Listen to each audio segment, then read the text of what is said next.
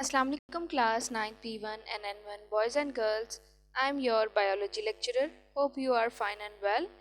Today 6th May 2020. Our topic of discussion is conservation of biodiversity and deforestation. आज हम पढ़ेंगे कि biodiversity की कंजर्वेशन से रिलेटेड और डिफॉरेस्टेशन से रिलेटेड। ठीक है, तो N1 और P1 बेटे आप दोनों के लिए ये जो लेक्चर है आज न्यू है। ठीक है, N1 तो जैसे कि फर्स्ट टाइम पढ़ी थी, ये चैप्टर नंबर 3 पढ़ी है, और P1 बॉयज़ एंड गर्ल्स आपने चैप्टर नंबर 3 जो है वो आपने पढ़ा था बायनॉमियल नोमेनक्लेचर तक। ठीक है, तो नेक्स्ट जो हमारा टॉपिक है कंजर्वेशन ऑफ बायोडाइवर्सिटी, ये आज आपके लिए भी न्यू टॉपिक है। ठीक है, तो आपने भी इन्हें ऐसे ही जैसे रफ नोटबुक्स पे लिखते हैं अपना रोज़ का डेली बेसिस का काम, ठीक है, जो हम बुक से पढ़ते हैं, तो आपने भी वैसे ही लिखना है। ठीक है,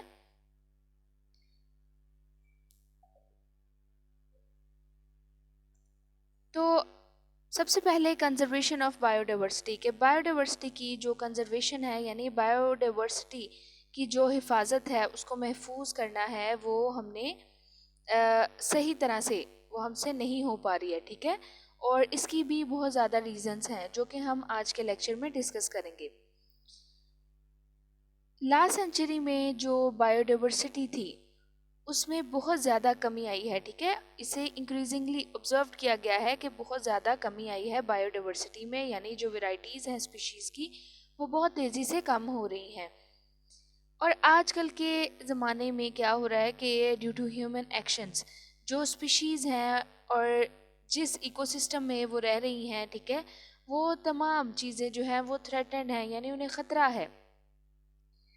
इस वजह से ख़तरा है क्योंकि बहुत ज़्यादा जो तबाही हो रही है। ठीक है, फॉर एग्ज़ाम्पल लैंड के लिए, जैसे कि अब ज़मीन है, ठीक है, तो वो ज़मीन जो है वो इंसान अपने फ़ायदे के लिए यूज़ कर रहे हैं। ठीक है, तो उसकी वजह से क्या हो रहा है कि जो डाइवर्सिटी है, बायोडाइवर्सिटी है, जो वैरायटीज़ है स्पीशीज़ की, वो कम होती जा रही हैं। और इस तरह और भी बहुत से जो हैं फैक्टर्स हैं जो कि अफेक्ट करते हैं बायोडाइवर्सिटी को। ठीक है, और ये अब आजकल के ज़माने में बहुत ज़्यादा हो रहा है as compare too early times. ठीक है, अर्लियर टाइम्स में जैसा कि आबादी भी कम थी तो उसकी वजह से जो बायोडाइवर्सिटी है वो ज़्यादा थी।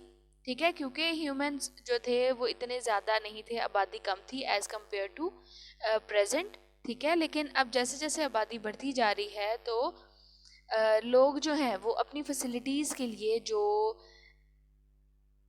लैंड है उन्हें खाली कर रहे हैं। ठीक है, तो उसकी वजह से क्या हो रहा है कि जो हैबिटेट है वो बहुत ज़्यादा ख़राब हो रहा है दूसरे ऑर्गेनिजम्स का। ठीक है,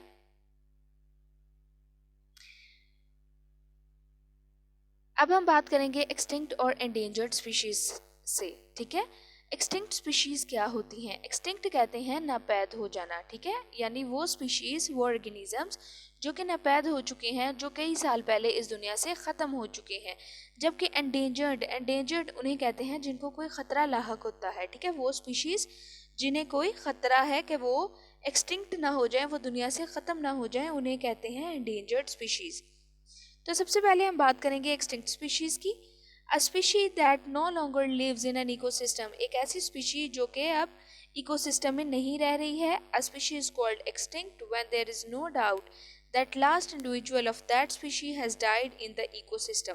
ठीक है, यानी एक्सटिंक्ट स्पीशी हम उसे कहते हैं जिसके कोई भी डाउट नहीं है कि उसका लास्ट इंडिविजुअल जो है वो डाई हो चुका है, इस इकोसिस्टम से यहाँ पर प्रेजेंट नहीं है। ठीक है, for example dinosaurs, blue buck, desert rat, kangaroo.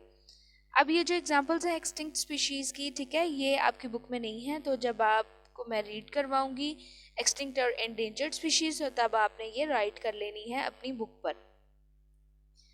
अब हम बात करते हैं एंडेंजर्ड स्पीशीज़ के बारे में। A species is called endangered when it is at risk of extinction in near future, यानी वो स्पीशीज़ जो कि ख़तरे में है कि आने वाले फ्यूचर में, मुस्तकबिल में उन्हें ये रिस्क है, उन्हें ये ख़तरा है कि वो एक्सटिंक्ट हो जाएंगी, वो नापैद हो जाएंगी। For example lion, tiger, hangul. ठीक है, तो ये तमाम वो स्पीशीज़ हैं जो कि जिन्हें ख़तरा है, ठीक है, कि वो आने वाले वक्तों में एक्सटिंक्ट हो जाएंगी यानी नापैद हो जाएंगी। Now the impact of human beings on biodiversity. जैसे कि मैंने आपको पहले भी बताया कि ह्यूमंस जो हैं वो बहुत ज़्यादा इफ़ेक्ट कर रहे हैं बायोडाइवर्सिटी को, ठीक है। तो अब क्या उसका इम्पैक्ट है ह्यूमन बींग्स का बायोडाइवर्सिटी पर। 10,000 साल पहले जो आबादी थी लोगों की दुनिया में वो थी 5 मिलियन, ठीक है। लेकिन अगर हम अब देखें तो वही आबादी 5 मिलियन से 700 मिलियंस जो है वो हो गई है, ठीक है। और अब वो 700 मिलियंस जो लोग हैं उन्होंने अपनी लिविंग कंडीशंस को इम्प्रूव करना है, ठीक है। और लिविंग कंडीशंस को वो इम्प्रूव करने के लिए बायोडाइवर्सिटी को बहुत ज़्यादा नुकसान पहुंचा रहे हैं और बायोडाइवर्सिटी को बहुत ज़्यादा सीरियस थ्रेट्स हैं, ठीक है। अब हो क्या रहा है कि ह्यूमन इम्पैक्ट की वजह से जो हैबिटेट लॉस है वो हो रहा है, ठीक है। यानी लिविंग ऑर्गेनिज्म जो है, जानदार जो है, जानवर, ठीक है, बायोडाइवर्सिटी से जिसमें हमने डिफरेंट ये स्पीशीज़ पढ़ी हैं, ठीक है। तो क्या हो रहा है कि उनका हैबिटेट यानी उनके रहने की जगह जो है वो ख़त्म हो रही है। डिफॉरेस्टेशन यानी फॉरेस्ट रिमूव हो रहे हैं, रिमूवल ऑफ फॉरेस्ट हो रहा है। ओवर हंटिंग, बहुत ज़्यादा शिकार हो रहा है, चाहे वो लीगल हो या इलीगल, लेकिन वो बायोडाइवर्सिटी को बहुत हद तक नुकसान पहुंचाता है।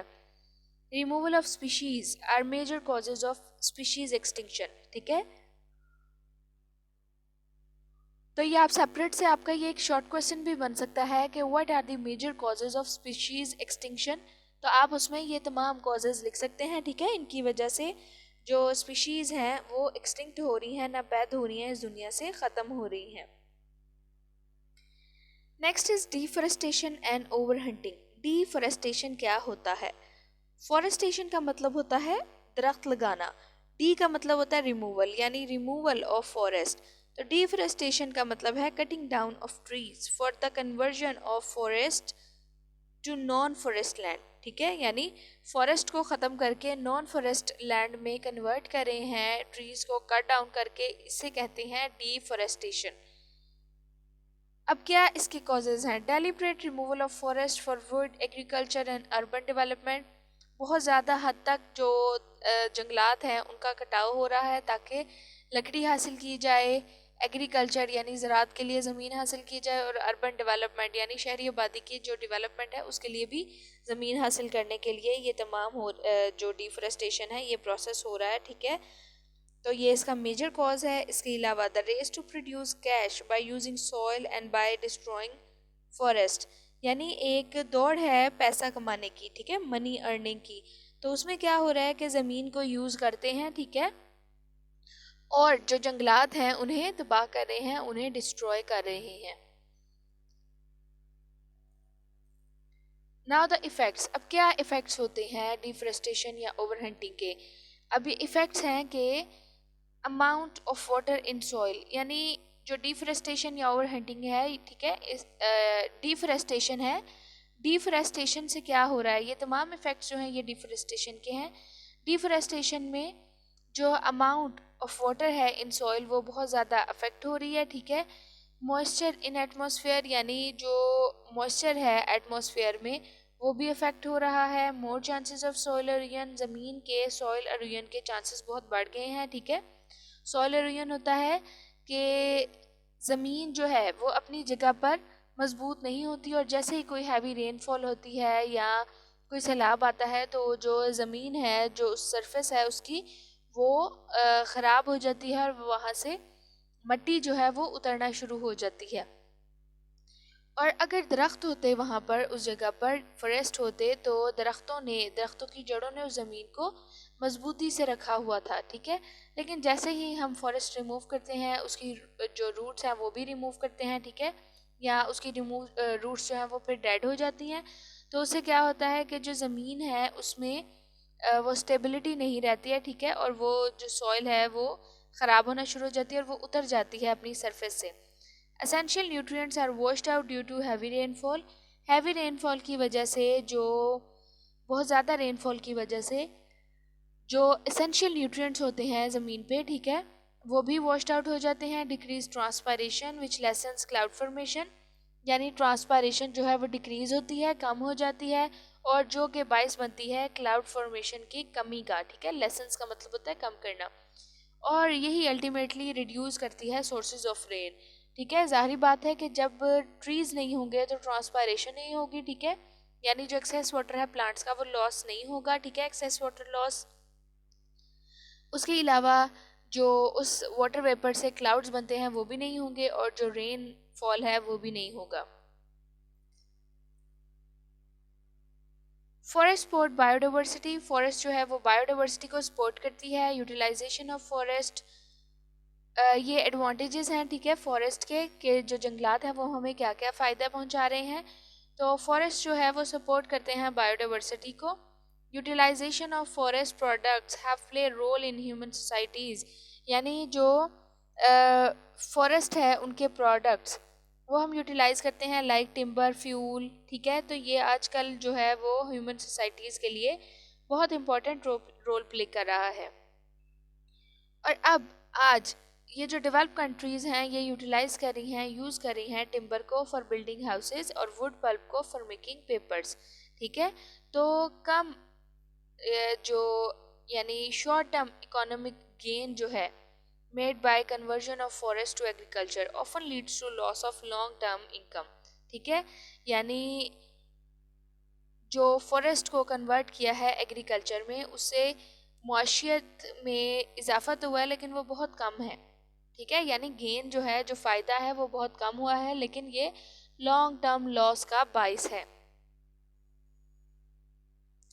Forest extract carbon dioxide and pollutants from air, ये सबसे इम्पोर्टेंट फ़ायदा है फॉरेस्ट का, वो ये है कि इन्वायरमेंट में जितनी भी कार्बन डाइऑक्साइड होती है फॉरेस्ट में ट्रीज़ जो हैं उन्हें एब्जॉर्ब कर लेते हैं, क्योंकि ट्रीज़ ने कार्बन डाइऑक्साइड को एब्जॉर्ब करना है और फोटोसिंथेसिस का प्रोसेस करना है। तो जब इन्वायरमेंट से कार्बन डाइऑक्साइड कम हो जाती है तो इन्वायरमेंट जो है वो पोल्यूटेंट फ्री हो जाता है, यानी जो गर्द गुबार होती है वो भी हवा से कम हो जाती है, ठीक है। और हमारा जो एटमॉस्फेयर है, जो इन्वायरमेंट है वो क्लीन हो जाता है। Forest are valued for the aesthetic beauty and tourist attraction, forest जो हैं, जंगलात जो हैं वो अपनी ब्यूटी की वजह से यानी अपनी खूबसूरती की वजह से बहुत ज़्यादा वैल्यूड हैं, ठीक है, उनकी बहुत ज़्यादा कदर कीमत है, और टूरिस्ट अट्रैक्शन के लिए भी, ठीक है। अब फॉरेस्ट डिफॉरेस्टेशन की वजह से क्या हो रहा है, in province Khyber Pakhtunkhwa the closed canopy forest are shrinking at approximately 1% per year, ठीक है।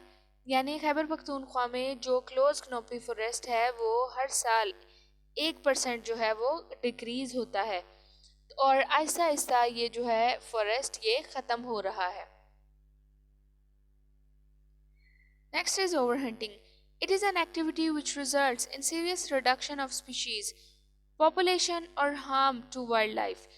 ओवर हंटिंग क्या है, ओवर हंटिंग एक वो एक्टिविटी है जिसकी वजह से बहुत ज़्यादा कमी हो रही है स्पीशीज़ की पॉपुलेशन में, रिडक्शन का मतलब है कमी होना, और इन हार्म टू वाइल्ड लाइफ, और वाइल्ड लाइफ जो है उसे यानी जंगली जो जानवर हैं उनकी ज़िंदगी को बहुत ज़्यादा नुकसान पहुंच रहा है। Commercial hunting both legal and illegal is the principal threat. Commercial hunting यानी ये जो हंटिंग है, जो शिकार है, बहुत ज़्यादा एक कमर्शियल यानी बहुत बड़े ह्यूज पैमाने पे, चाहे ये लीगल है या इलीगल, ये बहुत बड़ा ख़तरा है जानदारों की बायोडाइवर्सिटी को ख़त्म करने के लिए, ठीक है, यानी उनकी बायोडाइवर्सिटी के लिए, उन ऑर्गेनिजम्स के लिए बहुत ज़्यादा ख़तरा है।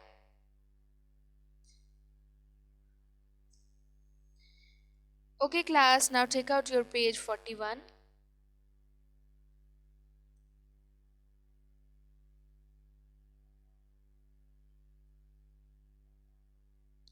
पेज नंबर 41 निकालें। पेज नंबर 41 में कंजर्वेशन ऑफ बायोडाइवर्सिटी, इसमें जो फोर्थ लाइन है वहाँ से आप अंडरलाइन करेंगे, a species that no longer lives in an ecosystem is called extinct in that ecosystem, ठीक है। उससे पहले ये जो जैसे स्लाइड्स में लाइन है, ठीक है, फर्स्ट लाइन, ठीक है, ये आपने फर्स्ट और सेकंड लाइन आपने करनी है, ठीक है, पहले इन्हें अंडरलाइन कर लें कि during the last century loss of biodiversity has been increasingly observed, यहाँ तक अंडरलाइन करें। उसके बाद आप आ जाए थर्ड लाइन पर, a species that no longer live in an ecosystem is called extinct in that ecosystem। और बिल्कुल इसके सामने एक बॉक्स है, उस बॉक्स पे सबसे पहले आप हेडिंग देंगे एक्सटिंक्ट स्पीशी की, ठीक है। In an ecosystem a species is called extinct when there is no doubt that the last individual of that species has died in ecosystem, ठीक है। उसके बाद आपने ये एग्जांपल लिखनी है, for example dinosaurs, blue buck, desert rat kangaroo. Next जो definition है वो है एंडेंजर्ड स्पीशीज की। A species called endangered when it is at risk of extinction in near future, यानी वो स्पीशीज जिन्हें खतरा है कि वो आने वाले मुस्तकबिल में एक्सटिंक्ट ना हो जाए, नापैद ना हो जाए, उन्हें कहते हैं एंडेंजर्ड स्पीशीज। और इसमें भी एग्जांपल लिख लें, लायन, टाइगर, हंगूल। अब ये नीचे ये जो एनिमल्स की पिक्चर्स हैं, इनसे ऊपर स्पीशीज हैं, एंडेंजर्ड स्पीशीज के नाम लिखे हुए हैं तमाम, ठीक है। Examples of endangered and extinct animal species are lion, tiger, Asiatic cheetah, Indian one-horned rhinoceros, swamp deer, Indian wild ass, hangool, black buck। ये जो एनिमल्स हैं मोस्टली ये endangered हैं, ठीक है। इनमें से ये तमाम ऐसे एनिमल्स हैं जो कि पाकिस्तान में मौजूद हैं, ठीक है।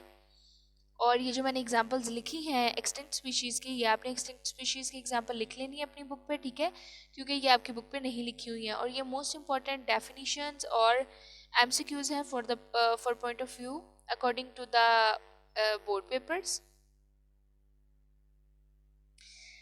नेक्स्ट है impact of human beings on biodiversity. By 10,000 years ago, there were about 5 million people on Earth. With the advancement in agriculture and industry, human population began to grow rapidly. Today, around 700 million people live on Earth. ये जो तीन lines हैं, three lines, ये MCQs के लिए most important है।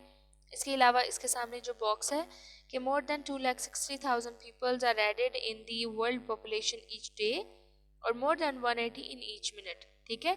ये भी इम्पॉर्टेंट है फॉर MCQs। अब आप नेक्स्ट पेज पर आ जाएं, page number 42। To improve the living conditions for 700 million humans, we are imposing serious threat to the survival of biodiversity, ठीक है। इसके आगे आप क्वेश्चन लिखेंगे कि what are the major causes of species extinction? What are the major causes of species extinction? और उसका answer है habitat loss, deforestation, overhunting, introduction of or removal of species, pollution and climate change are the major causes of species extinction, ठीक है। और इसके आगे एक box है, वो देखें, habitat loss is probably the greatest threat to the biodiversity on earth today, ठीक है। ये इंपॉर्टेंट MCQ है बोर्ड के पॉइंट ऑफ व्यू से भी कि जो habitat loss है वो सबसे ज़्यादा खतरा है आजकल बायोडाइवर्सिटी को, ठीक है। Now take out your page 43। Page number 43 पर डिफोरेस्टेशन और ओवरहंटिंग है, ठीक है। तो सबसे पहले डिफोरेस्टेशन की definition. Deforestation means cutting down of trees for the conversion of forest to non forest land.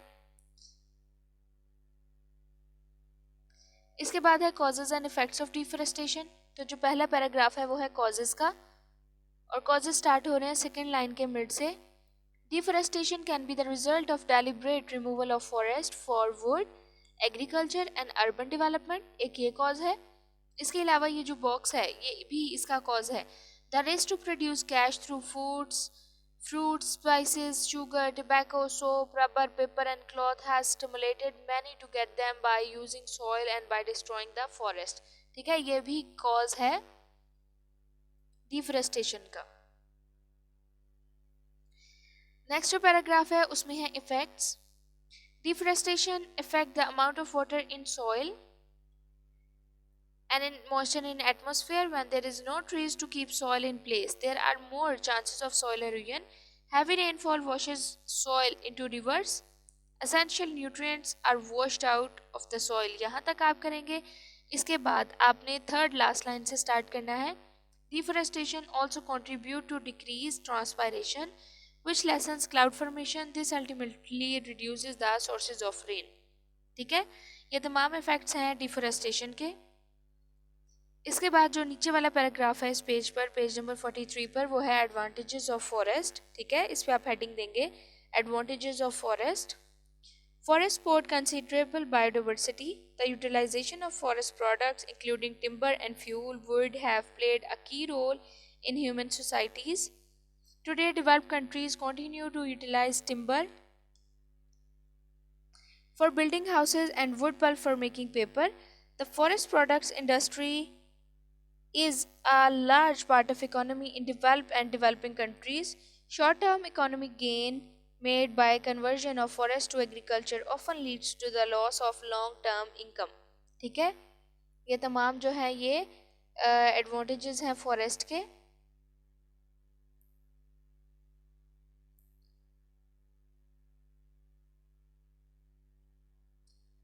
Forests extract carbon dioxide and pollutant from air, thus contributing to biosphere stability.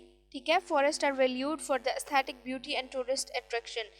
यहाँ तक आप करेंगे और उसके बाद आप इसकी सेकेंड लास्ट लाइन करेंगे कि in province of Khyber Pakhtunkhwa close canopy forest are shrinking at approximately 1% per year. ये एमसीक्यू के लिए लाइन आपने करनी है. Next is ओवरहंटिंग. ओवरहंटिंग की डेफिनीशन जो है वो बुक पर नहीं लिखी हुई है, तो आपने यही डेफिनीशन बुक पर लिख देनी है कि it is an activity which result in serious reduction of species population और हार्म टू वाइल्ड लाइफ. उसके बाद आपने यहाँ से अंडरलाइन करना है overhunting has been significant cause of extinction of 100 of species and the endangerment of many more such as whale, ibex, ariel, markhor. Commercial hunting, both legal and illegal, is the principal threat. ठीक है, तो ये over hunting का आपने करना है. Hope you understand class. If you have any question you can ask. Thank you. Take care.